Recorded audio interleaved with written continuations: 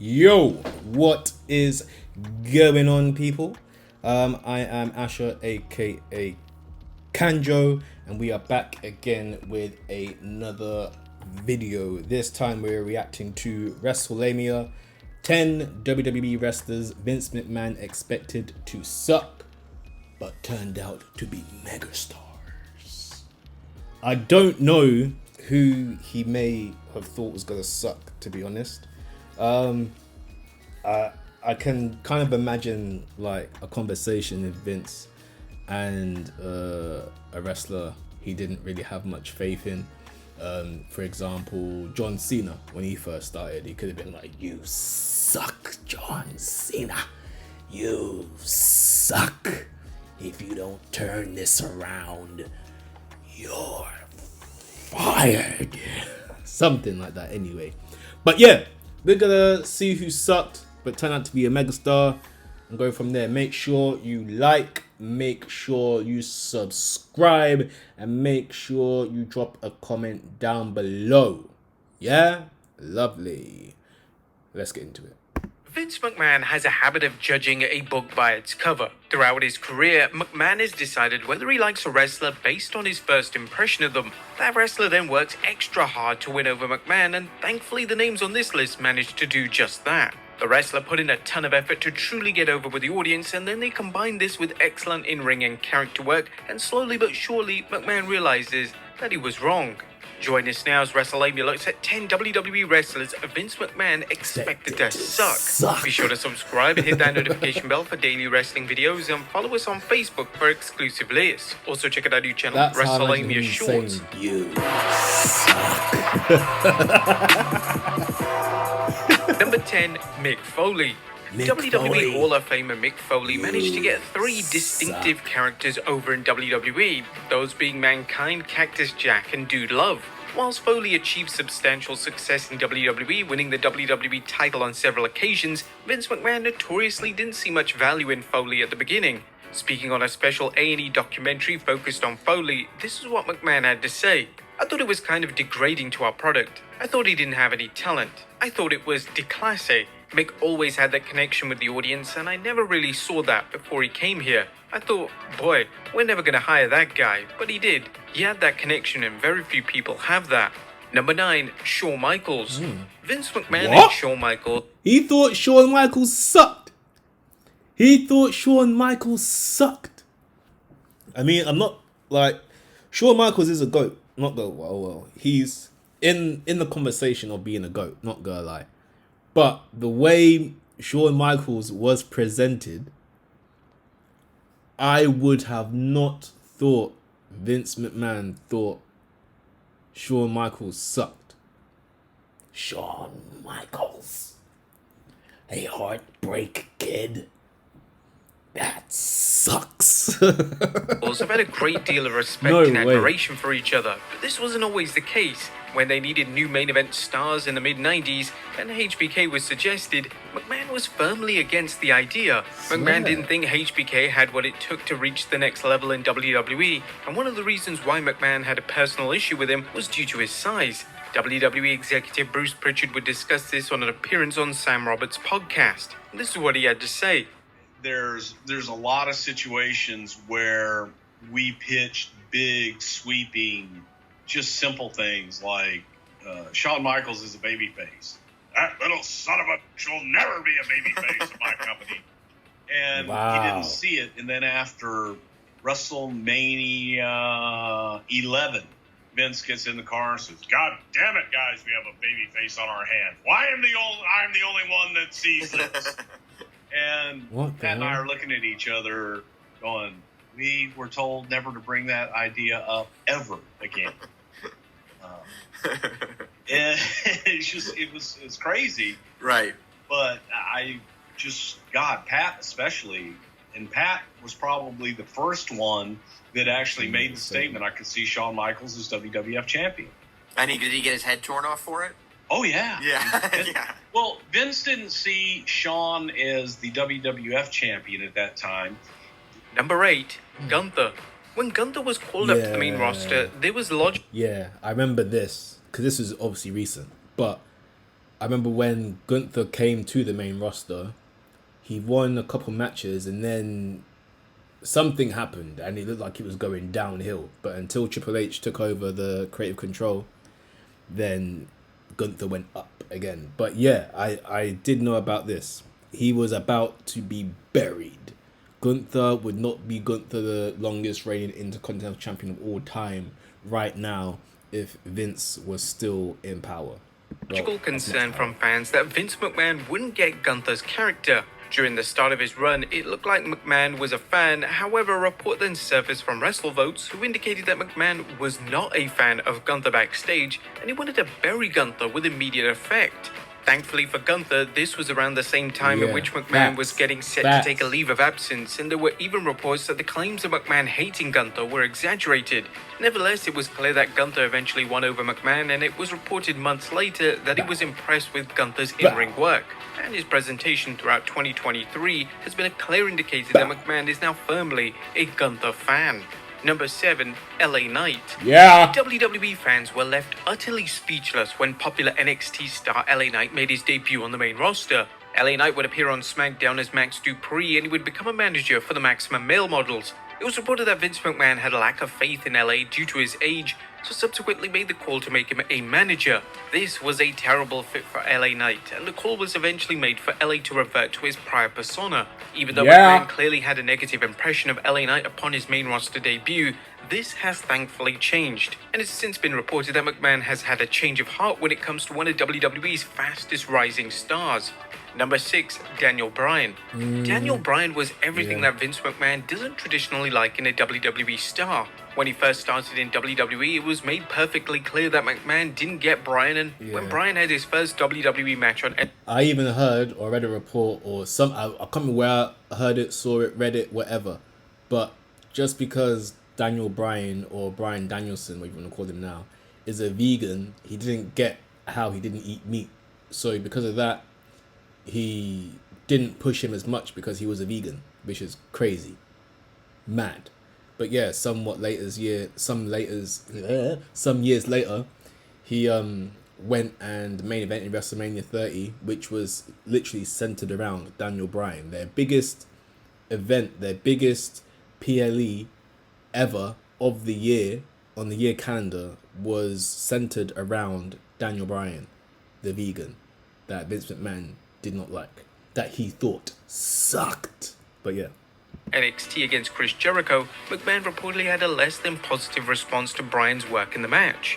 When Jericho came through the curtain following the match, all McMahon had to say was less than positive remarks in relation to Bryan being vegan. Bryan's popularity would eventually skyrocket. So it's interesting because I remember Chris telling me after I had that first NXT match with Chris that he came to the back and he was like, "You really got something with this kid. He really got something with this kid." And he's like, "Ugh. He doesn't even eat meat."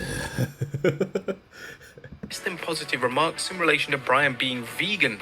Bryan's popularity would eventually skyrocket, and McMahon had no choice but to place him in the main event scene. This slowly but surely changed the relationship between the two men, and when Bryan initially retired back in 2016, footage from a behind-the-scenes documentary showed how hard it hit McMahon. When Bryan departed WWE in 2021, reports stated that McMahon loved Bryan. He would reflect on his relationship with McMahon during an interview at an AEW All-Out media scrum. I hate to say this, Vince and I have a great relationship and I love him, I do. Sometimes he's overprotective of me and I want to be able to push my limits. That's one of the things that I love about this, is the physicality of what we do out there. Number 5, Randy Orton. What? Randy Orton is... What? What? Randy? You thought Randy Orton sucked when he first came about? Well, to be fair, he did. I'm not gonna lie, he did. No, I don't know. I wouldn't say sucked, but he was green, innit? Like, he was new. But, yeah, look, to see where he's come now, yo, That's mad to think Vince McMahon thought Randy Orton sucked. No way. Considered to be a true legend within WWE. No But at way. one stage, Vince McMahon didn't even want Orton on the roster. What? When they were considering signing Orton, McMahon was against the idea due to Orton's issues when he was in the military. According to Jim Ross on his podcast, he informed McMahon that he should give Orton a second chance, and thankfully McMahon did. Yeah. He did indeed have issues early on in his WWE career, but he eventually matured and became a legitimate star for the company. For over 2 decades, Orton has become a key fixture on WWE programming, and it's been made clear thanks to interviews and behind-the-scenes documentaries just how much respect McMahon has attained for the WWE icon. Number 4, Samoa Joe. It's often said that Vince McMahon has a preference when it comes to the appearance. WWE done Samoa Joe dirty. I'll tell you that now. The WWE done Samoa Joe dirty. They fired the guy twice, right? But Samoa Joe is legit. Like, if you put him in a feud with anybody, Samoa Joe, is going to make the feud more interesting just by his mic work alone. Look at how he was with Jeff Hardy in their feud. Like, the mic skills alone makes Samoa Joe legit. Then he gets to the in-ring performance of Samoa Joe, and it's a different ball game. Like, Samoa Joe is, for his size, he moves like a cruiserweight, like how they describe it. Samoa Joe's cold, man. You thought he sucked. Even when he was in TNA and Ring of Honor, before he even got to WWE, Samoa Joe was cold. Are you mad? Of his talent. This was the case when McMahon first saw Samoa Joe, and according to Bruce Pritchard, Joe didn't have the body type in which McMahon liked, so initially he opted against signing Joe. Bro, when WWE eventually did, Bam Bam Bigelow was bigger than Samoa Joe. Vader was bigger than Samoa Joe. What? Sign him. Naturally, there was some Mick concern Foley from fans was that probably the McMahon's same prejudice size, if was going to not bigger continue, than and Joe Samoa would be Joe. used as nothing more than an enhancement talent. Nah. Thankfully, over time, Joe was able to show McMahon what he was made of. McMahon booked Joe in key angles such as feuds with Roman Reigns and a critically acclaimed feud with Brock Lesnar. Facts. Joe was even rumored to win the WWE title at one stage, and whilst this never came to fruition, it was evident that McMahon had become a fan of the Samoan submission machine. Number 3, The Miz. The Miz's first appearance on Raw was so bad that he genuinely thought he was going to be fired. I mean, the Miz is a lot better now. He's annoying, but that's his character. But yeah, I can understand this. The Miz came out on Raw to promote the Divas search, and it was apparent that Miz was so nervous that he messed up the majority of his promo. Facts. When Miz walked backstage, he encountered Vince McMahon and informed McMahon that this type of performance will never happen again. Ominously, McMahon replied, "I know it won't happen again." Miz's card was marked from that point onwards, and he worked endlessly to build up trust with McMahon, which he eventually did.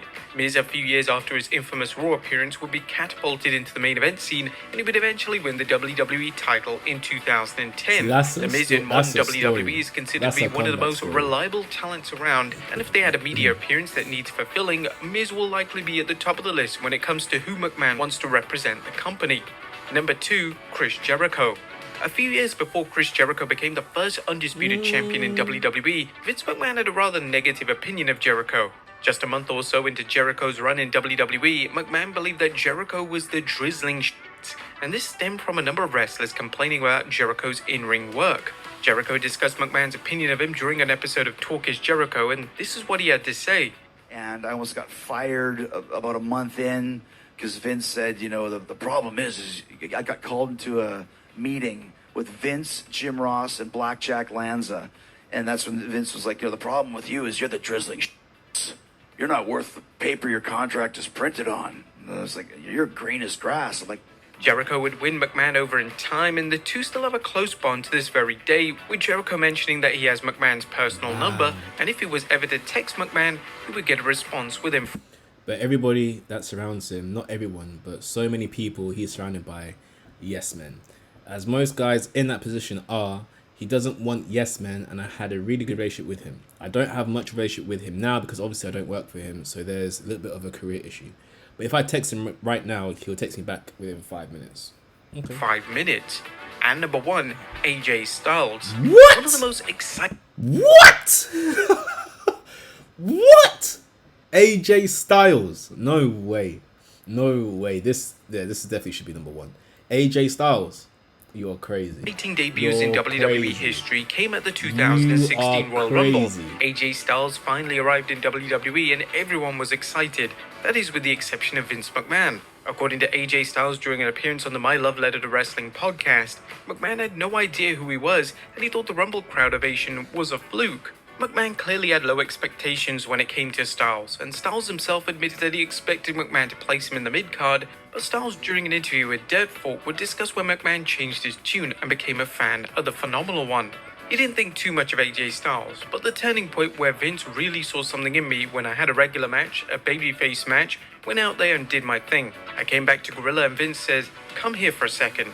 I've got other guys who can do exactly what you just did out there. You didn't do anything special. I need a pit bull. I need a guy who just attacks. I need a guy who gets after it." I said, well, I know that guy. I know exactly who that guy is, and there was the opportunity to be on Miz TV, and I handled it just like I was ready to eat this guy's lunch, and basically, I think the way that turned out was the turning point for Vince. The next thing you know, after WrestleMania, I'm beating Chris Jericho and I'm the number one contender for the WWE Championship against Roman Reigns, where we had a couple of fantastic matches. That was the turning point. That's when things changed, and that's how I became the AJ Styles that you know now. But there you have it, folks. 10 WWE Red. See how that turnaround, and that was a quick, very quick turnaround, because that match with the Miz, or the Miz TV segment, was literally not long after his debut, probably about a couple weeks after his debut. And then the matches with Roman Reigns, which were great, were literally about a month after that. So yeah, mad.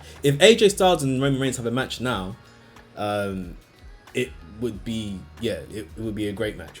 Like, their styles mesh well, very well together. But yeah, man, this is a great video. This is actually a good video. Let me know down below who you thought Vince McMahon might have thought sucked, but it turned out to be great. And yeah, I was pretty surprised by some of the entries on this list, not gonna lie. Hopefully my mic is working on this video. The audio is picked up pretty well. If not, I won't know until this video is edited and gone out there, but hopefully it has worked. But yeah, till next time, make sure you like, make sure you comment, make sure you subscribe, and all that good stuff. Love is love, wash your tings, and peace. Yeet.